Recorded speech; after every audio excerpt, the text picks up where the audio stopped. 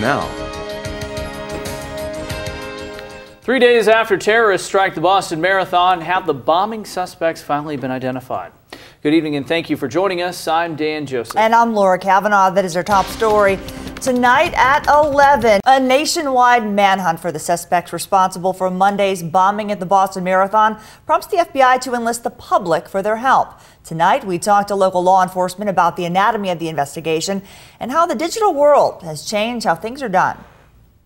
Somebody out there knows these individuals as friends, neighbors, co-workers, or family members of the suspects. The FBI releasing photos and surveillance video from the Boston Marathon on Thursday, enlisting the public's help in identifying and locating two men pictured here. Authorities believe, based on their movements down Boylston Street before and after the bombings, that these men may have planted the two bombs that killed 3 people and wounded 176 others. I'm not surprised this moved quickly because this was a national priority, and I know that lots of assets have been dedicated to this. As a sworn federal agent, Sergeant Colin Fagan with the Southern Oregon High-Tech Crimes Task Force is familiar with the process. The technology does exist to do many of the things that you see on television shows like NCIS.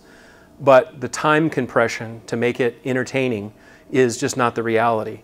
But in a case where it's a concern for national security, lots of personnel with specialized skill and resources are able to do this analysis. The task force, based out of Central Point, partners with local law enforcement and the Department of Homeland Security. We're very fortunate in Southern Oregon to have this kind of an asset. This does not exist, a Southern Oregon High-Tech Crime Task Force or something similar, in most communities in the country. The only accredited high-tech crimes task force and digital forensic lab in the Northwest. We are an FBI cybercrime task force. We are federal agents who are essential in solving crimes in the digital age. Using video, internet resources, devices themselves that are actually seized and then examined for data. And in the case of the Boston investigation, authorities turned to digital experts like Fagan.